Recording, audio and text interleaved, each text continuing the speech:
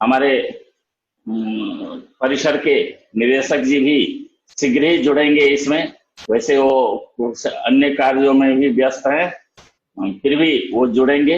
हो सकता है हमारे कुलपति जी भी जुड़ें। तो तब तक हम आज के जो हमारे मुख्य अतिथि हैं देवी सहाय पांडे जी, इनका एक बार थोड़ा सा परिचय बता दूं। अब परिचित नहीं होंगे, इसलिए इनका परिचय बता देता हूं और फिर इनके कुछ जो आशीर्वचन होगा उससे हम लोग उपकृत होंगे। आप देवी सहाय पांडे जी लगभग 80 के ऊपर के उम्र हैं आपके। आप उत्तर प्रदेश के अयोध्या के निवासी हैं, भगवान श्री राम के जन्मभूमि के। आप लगभग 1960 से अध्यापन एवं साहित्यिक सृजन कार्य करते आ रहे हैं। आप अभी भी इस उम्र में भी प्रतिदिन 8 घंटे साहित्य सृजन करते हैं। सर आपका नहीं श्रूयमाण है जी। हमारी आवाज आ रही है ना?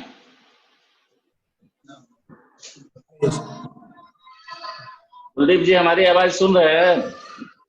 आवाज आ रही है आपकी प्रॉपर?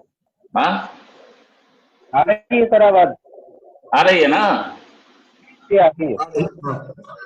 हाँ, तो मैं बता रहा था कि देवी सहाय पांडे जी के लिए कि अभी भी इस उम्र में भी आप 8 घंटे प्रतिदिन साहित्य सृजन का कार्य करते हैं। आपके महाकाव्य, खंडकाव्य, कहानी, कविता, एकांकी, संस्कृत बाल कविता, उपन्यास, वेद, गीता, योग, रामायण आदि पर अभी तक 30 पुष्ट ग्रंथों से ज्यादा रचना की है आपने। आपके पातंजल योग शास्त्र पर भी प्रकाशित है पुस्तकें।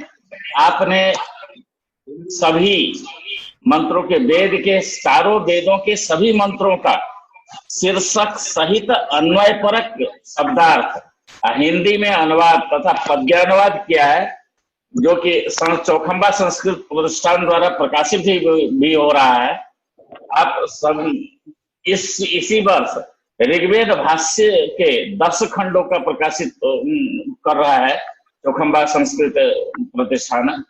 और आपको अगर इस संपूर्ण वेद का आधुनिक हिंदी अनुवाद, हिंदी पद्यानुवाद किया है आपने। हम कई मंत्रों का हिंदी पद्यानुवाद पढ़ चुके हैं।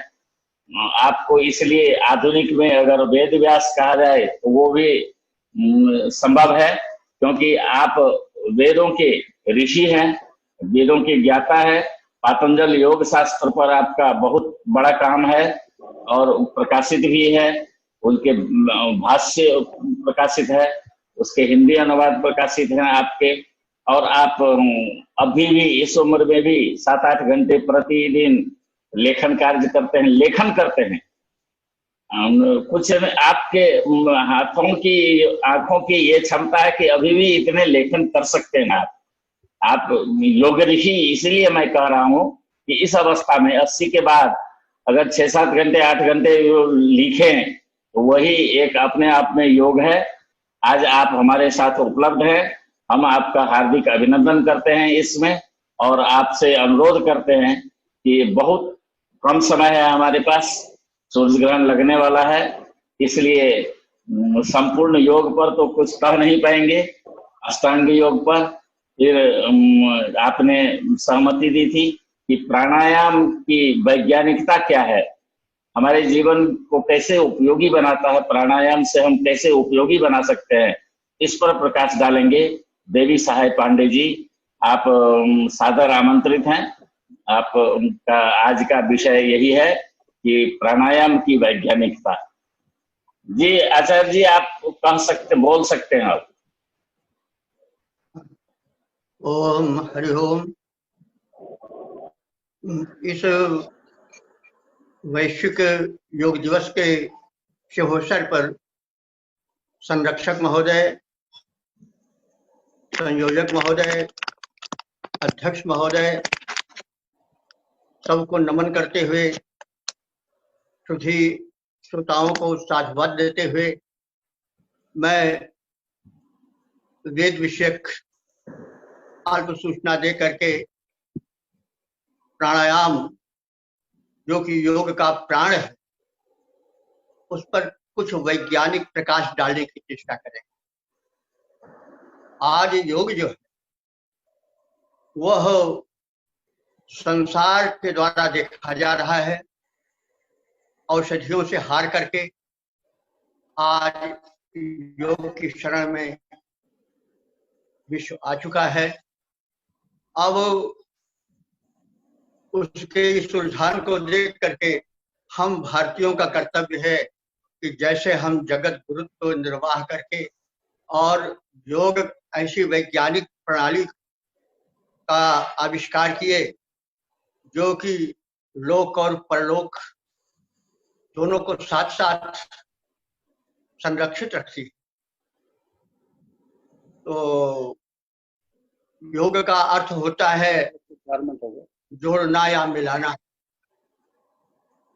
तो वह साधना जो मनुष्य को स्वास्थ्य से, आयुष्य से, आरोग्य से जोड़े, मिलाए, वह योग है। योग भारत की प्राचीन परंपरा का महत्वपूर्ण अंग रहा है।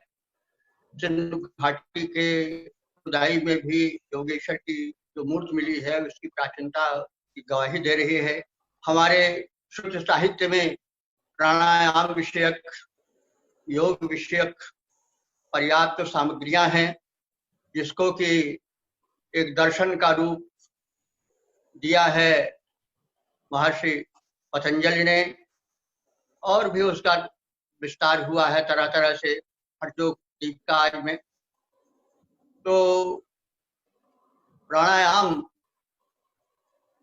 का अर्थ होता है प्राण और आयाम। प्राण शब्द का अर्थ है वह वैश्विक शक्ति जो कि संसार को प्राणवान किए हुए।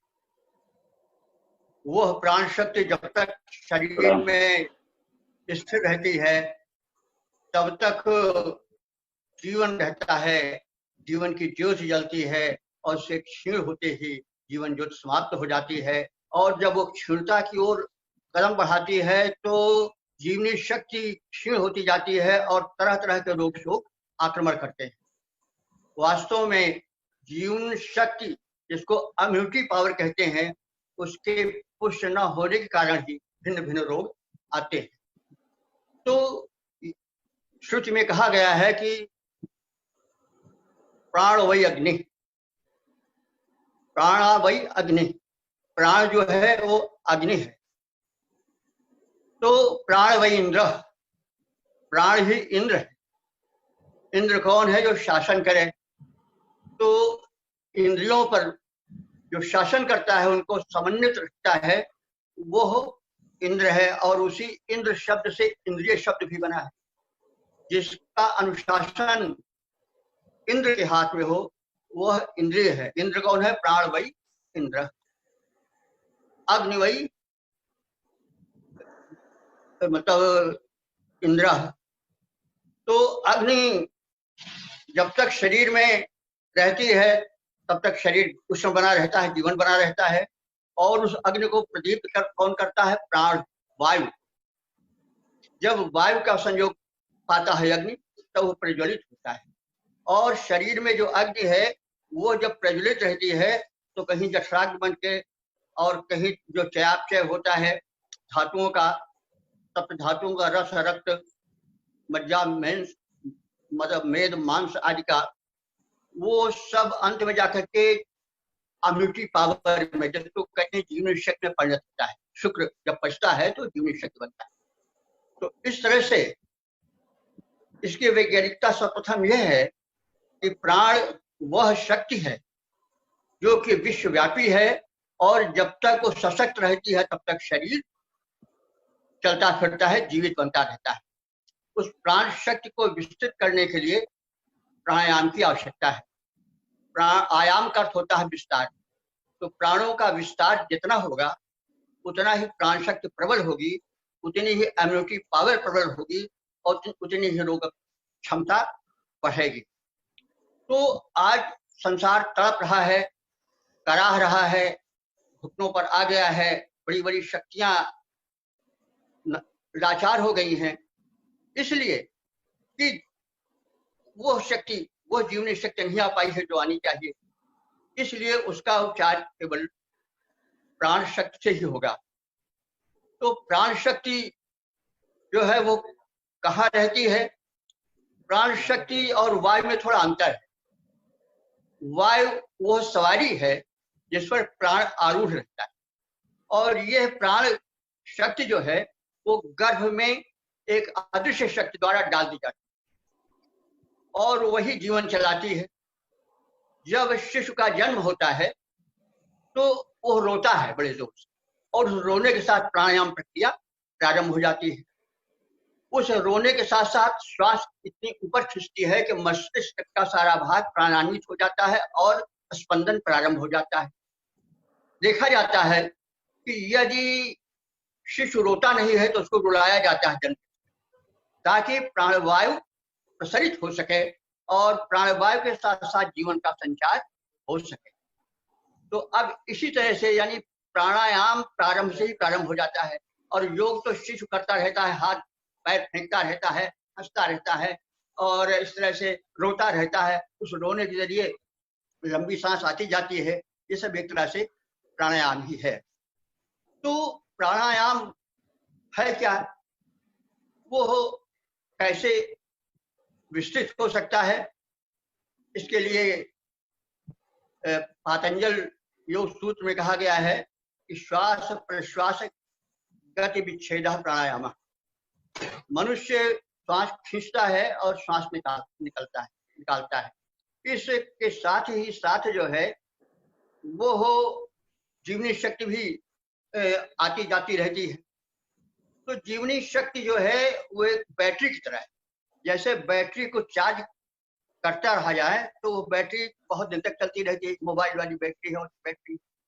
वैसे जो जीवनी शक्ति प्रकृति द्वारा शरीर में डाली गई है वो यदि प्राण वायु से चार्ज होती रहे तो जीवनी शक्ति निश्चित है बढ़ जाएगी।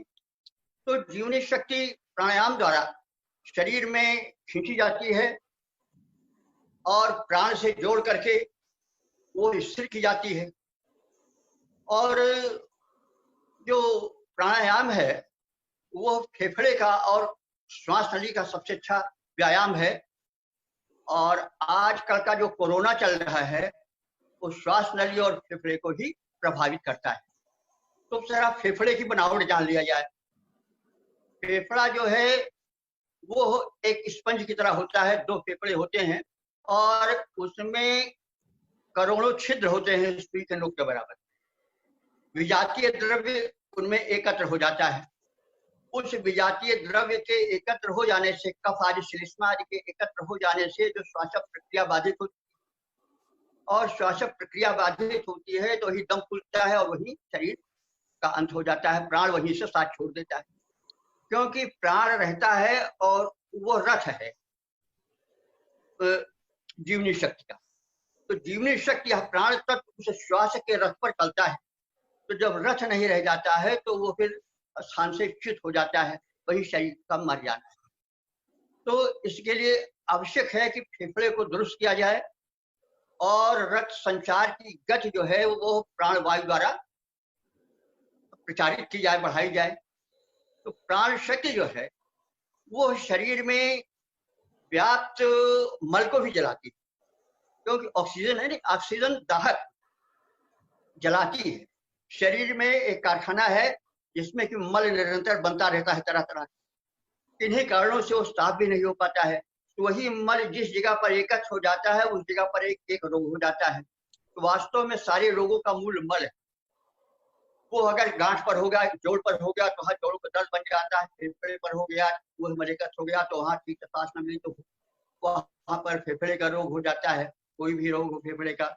उसी प्रकार से यदि वह मस्तिष्क में एकत्र हो गया तो तरह तरह के मतलब ब्रेन हेमरेज हो सकता है, लकवा हो सकता है, तरह तरह के रोग हो सकते हैं। कहने का मतलब सब रोगों का मूल मल है, और मल को जलाता कौन है? प्राणायाम, क्योंकि उसमें ज्वलनशील तत्व होता है ऑक्सीजन।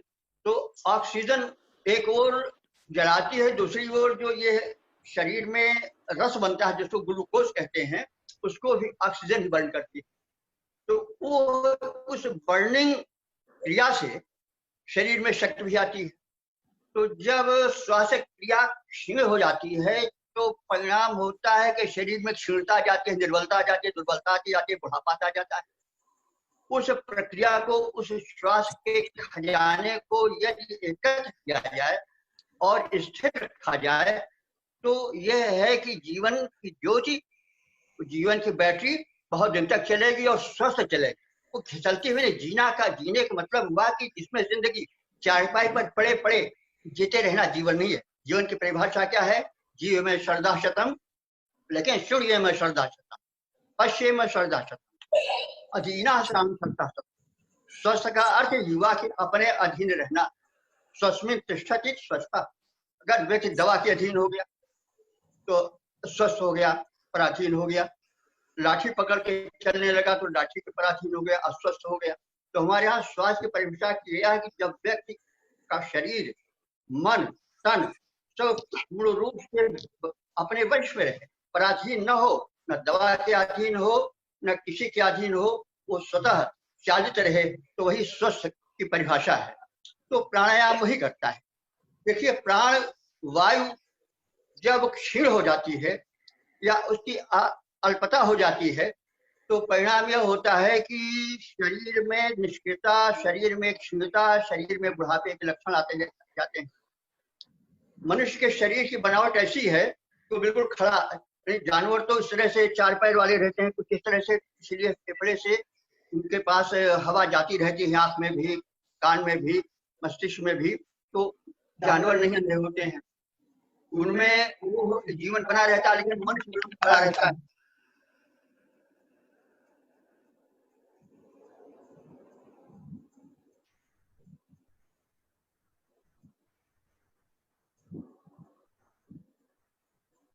प्राण के द्वारा जब वायु खींची जाती है तो वो पूरे शरीर में व्याप्त हो जाती है और व्याप्त होने के साथ साथ उसमें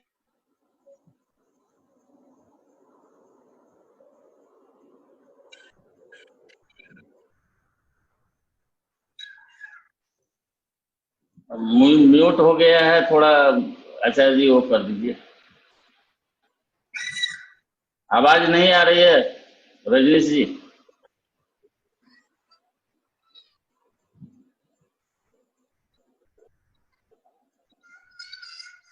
हाँ ठीक है। तो अब कहाँ से प्रारंभ करें, कहाँ से टूट गया? जी जी ठीक है, चलिए आरंभ रखिए। जी जी आरंभ कर रखिए, ठीक है, आगे बढ़े ना। जी जी। अच्छा ठीक है। तो कहने के शरीर जो है वो कोशिकाओं से बना है, अरबों खरबों कोशिकाएं शरीर में है और प्रत्येक कोशिका एक रूप से स्वतंत्र शरीर, उसकी अहमियत अलग है। आज तो प्रयोगशाला में सिद्ध हो चुका है कि एक कोशिका निकाल करके हम शक्ल आदमी बनाया जा सकता है। तो ये कहिए कि शरीर रूपी राष्ट्र की रक्षा के लिए अरबों खरबों सैनिक हैं और प्रत्येक कोशिका एक सैनिक के रूप में। उन सैनिकों को, उन कोशिकाओं को क्या चाहिए? आहार चाहिए, स्वास्थ्य चाहिए। आहार कहाँ से मिलता है? रक्त लेकर के वहां आहार पहुंचाता है, जीर्ण शक्ति पहुंचाता है, और उसको पहुंचाता कौन है? वायु। क्योंकि वायु जो है उसका कार्य है परिवहन, संवहन या ट्रांसपोर्टेशन। तो कोशिकाओं को जीवित रखने के लिए आवश्यक है कि प्राणवायु पर्याप्त मात्रा में वहां पहुंचे। आजकल देखा जाता है प्राणायाम के अभाव में श्रम का तो अभाव हो ही गया है, वायु जो है तेज नहीं चल पाती।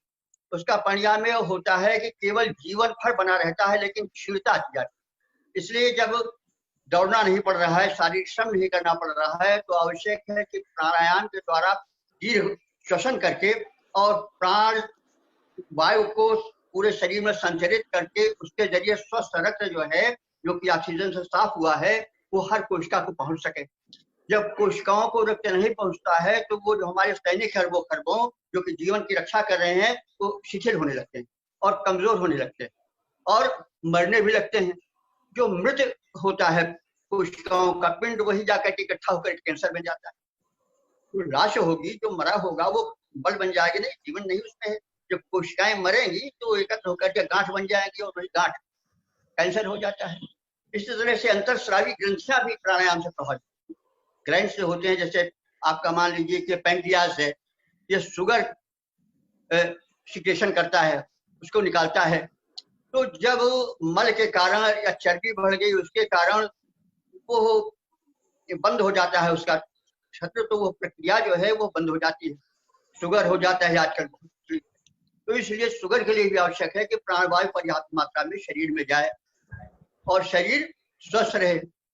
और एक चीज और है, जीवनी शक्ति भी इसी श्वास प्रक्रिया से बढ़ती है, प्राणायाम से बढ़ती है। देखा जाता है कि प्राणियों में सबसे अधिक कछुआ जीता है। कछुआ 1 मिनट में 4 या 5 सांस लेता है, मनुष्य 16 सांस लेता है। कछुए की उम्र जो है वो 250 साल से लेकर के 400 साल तक बताई जाती है। तो इस प्रकार से आयुवर्धन का साधन भी है क्या है, श्वसन प्रक्रिया।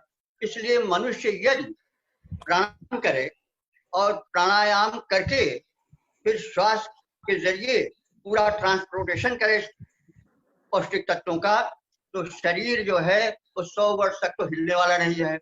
और अगर उसने कुंभक के जरिए 1 मिनट में 6, 7, 8 तक या 4 तक ला लिया तो फिर वो 200-300 साल तक भी जा सकता है। तो इसलिए स्वास्थ्य और जीवन शक्ति दोनों प्राणायाम पर आधारित है। तो प्राणायाम जो है वो परम तपः कहा गया। वो सबसे बड़ा तप प्राणायाम परम तपः, वो सबसे बड़ा तप है। तप का लाभ क्या होता है कि एक अद्वितीय शक्ति का विकास मनुष्य में होता है। तो प्राणायाम सबसे बड़ा तप है। और उसके विषय में कहा गया है कि जैसे अग्नि लोहे को भस्म करके उसके मल को निकाल देती है या सोने चांदी आदि के मल को निकाल देती है, वैसे प्राणायाम शरीर के मल को भस्म करके बिल्कुल निर्मल बना देता है शरीर, और चेहरे पर एक तेज आने लगता है, वाणी में एक ओज रहता है। आ रहा इस तरह से जो है वो प्राणायाम का महत्व है। देखिए लौकिक धरातल पर देखिए, सामान्य लोहा तो टूट जाता है कुछ से कहीं, लेकिन जब लोहा तपा दिया जाता है अग्नि से तो जो रेल की पटरी बिछती है उस पर रातों दिन सैकड़ों गाड़ियां पास होती रहती हैं, डरता नहीं है और कच्चा लोहा फूट जाएगा। वैसे ही जब शरीर प्राणायाम से पुष्ट हो जाता है तो रोग से मुक्त हो जाता है और अकाल मृत्यु से मुक्त हो जाता है। न तत्र व्याधिर न जरा न मृत्यु प्राप्त से योगाग्निमयम शरीरम। इसीलिए कहा गया कि योग के अग्नि में शरीर तप जाता है तो न उसकी मृत्यु होती है, न उस पर व्याधि आती है, न उस पर बुढ़ापा आता है। मृत्यु तो खैर सबकी होती है, लेकिन उसका मतलब हुआ कि 100 साल के पहले उसकी मृत्यु नहीं होगी, न बुढ़ापा आवेगी न निर्बलता आवेगी। तो इसलिए प्राणायाम बड़ा उपयोगी है और इसका नियमित रूप से प्रयोग करना चाहिए। अब प्रश्न यह है कि थोड़ा अभ्यास कैसे करें। तो प्राण मतलब जैसे हमने अभी बताया कि फेफड़े में श्लेष्मा या कफ आदि जम गए हैं, विजातीय द्रव्य जम गए हैं, इसलिए हम सांस लेते हैं तो बड़ी जल्दी सांस फूलने लगती है। तो प्रारंभ में यह आवश्यकता है कि प्राणायाम के जो 8 भेद हैं, ये मतलब अनुलोम विलोम और ये भस्त्रिका वगैरह जो काफी प्रचलित हैं, इन सबको करें और धीरे धीरे फेफड़े में जो स्थान है जिसमें कि हजारों की संख्या में लाखों की संख्या में सुई के नोक के बराबर छिद्र हैं, वो छिद्र थोड़ा बड़े हों और उसकी श्लेष्मा वगैरह उसके मल हट जाए। उसके पश्चात फिर क्या करें, केवली कुंभक करें, जिसका कि पातंजल योग दर्शन में केवली कुंभक अर्थ हुआ कि श्वास खींची जाए और फिर उसको रोक लिया जाए। श्वास में या पवन में ही सारी पोषण सामग्री भरी। पवन जो प्राण शक्ति है वो पवन में, वृक्ष को कोई खाना नहीं खिलाता है। और देखिए जो जलकुंभी या सिंगाड़े के बीज होते हैं वो तो धरती से लगे भी नहीं रहते हैं, और जो पहाड़ों पर पत्थरों पर उगे पेड़ होते हैं उनमें कहीं जमीन भी नहीं होती है। केवल वे पोषण शक्ति जो है वो वातावरण से खींच लेते हैं, क्योंकि प्राण जो है पूरे वायुमंडल में खुला हुआ है और वो प्राण शक्ति उसी प्राण शक्ति से वृक्ष स्वयं को स्वस्थ रखते हैं और अपने फलों में एक ऊर्जा केंद्रित कर देते हैं। उस ऊर्जा को मनुष्य ग्रहण करता है और अंत में वो उनसे शक्ति प्राप्त करता है। तो शरीर को ऊर्जा चाहिए, शरीर को पदार्थ भोजन नहीं चाहिए। तो जैसे वृक्ष ले लेते हैं, स्वतः ऊर्जा ग्रहण कर लेते हैं, यदि मनुष्य अभ्यास करे तो धीरे धीरे उसमें वो स्रोत खुल जाएगा जो कि खुला रहता है वृक्षों आदि में। जी गुरु जी, थोड़ा संक्षेप कर देंगे अब? अच्छा जी। तो अब तो खैर तो कहने की मतलब कि इस तरह से प्राणायाम जो है उपयोगी बनाने के लिए उसको ज्यादा से ज्यादा फिर कुंभक करें, कुंभक में प्राण शक्ति को रोकें, ताकि जो पोषक तत्व आया है वायु के जरिए, प्राण तत्व जो प्रवेश हुआ है वो हो पुष्ट हो सके और वो शरीर में लग सके। अच्छा, इसके पश्चात फिर ये हम ये थोड़ा बतावेंगे, वेद से सिद्ध करेंगे। अभी वेद में सोम शक्ति की चर्चा है। सोम तो एक पेय के रूप में चल रहा है, लेकिन अंत में ऋषि ने बताया कि सोम जो है वो एक ब्रह्मांडीय ऊर्जा है जो कि जीवन वितरण करती है और वो पवन में, वायु में घुली रहती है और उसको प्राणायाम के द्वारा ग्रहण करके सोम अमृत को भी कहते हैं, आगे जीवन शक्ति बढ़ाया जा सकता है। तो अब हम उसको और न कह करके उसी प्रस्तुत करेंगे। मंत्र है सोमम मनते पत्युवान यत् संपिष्यते सोमम यम ब्रह्मणो विदुर्न तस्मान्नति तस्माति पार्थिवः। इसका हिंदी छंदोबद्ध रूपांतरण है। ये अथर्ववेद का है। सोमलता लाए उसे पीस के बनाए पे, सोमपान मान सोम पाई हर साते हैं, किंतु सोमपान का रहस्य कुछ और जिसे साधारण सोम पाई नहीं जान पाते हैं। इसे जान पाते तत्व ज्ञानवान साधक ही, प्राण साधना से ऊर्ध्व शक्ति जो जगाते हैं और लाते सोम शक्ति खींचे श्वास से शरीर मथे, जीव द्रव्य को मिलाते, जीव द्रव्य से मिलाते जीवन बढ़ाते हैं। और दूसरा मंत्र है अथर्ववेद का है, सामवेद, उसमें ऋग्वेद में पाया जाता है। यत्वा सोम प्रपव्यत तत् आप्याय से पुनः वायु सोमस्य रक्षिता समानम मास आकृति ही। तो सोम तुम नहीं जो कि रवि रश्मि, सोम तुम वही जो कि रवि रश्मियों से धर, सोम तुम वही जो कि रवि रश्मियों से धर, चंद्रमा में आते और सुधा बन जाते हो, चंद्र इसीलिए तुम सुधा कर नाम पाता, चांदनी के द्वारा तुम भूमि पर आते हो, साधक तुम्हें जो प्राण वायु द्वारा पीता तब सोम तुम उसके शरीर में समाते हो, परिणामतः मास में समाते कई वर्ष, आयु को बढ़ाते तुम अमरत्व लाते हो। तो सोम जो है वो प्राण वायु में जीवन शक्ति बनकर के खुला हुआ है। अंत में ऋषि ने रहस्य खोला है।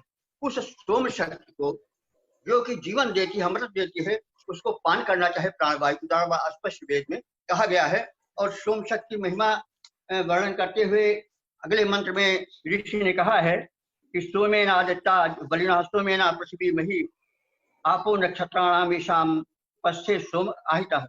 सोम शक्ति से प्रकाशमान बलवान सूर्य, सोम शक्ति द्वारा बनी धरती महान है, अगणित नक्षत्रों में यही सोम विद्यमान, उन्हें ओज तेज ऊर्जा करता प्रदान है, गतिमान सकल जहान सोम शक्ति से ही, वही चेतना का मूल शक्ति का निधान है, और सोम है प्रवाह सूक्ष्म शक्ति चेतना का, जो कि व्योम व्यापी विकिरण वन विद्यमान है, व्योम व्यापी विकिरण वन विद्यमान है। तो अंत में तुझे श्रोताओं यही अनुरोध है, इस सोम शक्ति को, जिसको कि त्रिकालदर्शी ऋषियों ने प्राणवायु के रूप में और जीवन शक्ति के रूप में खोज निकाला है, जो कि वायु में घुला रहता है और प्राणवायु द्वारा खींच करके शरीर में पचाया जाता है कुंभक के द्वारा, उस सोम शक्ति को शरीर में ले जाकर के पचावें और कंठ नीचे हो जाएगा तो अमृत प्रदान कर देगा। जी प्रणाम, बहुत बहुत धन्यवाद आपको।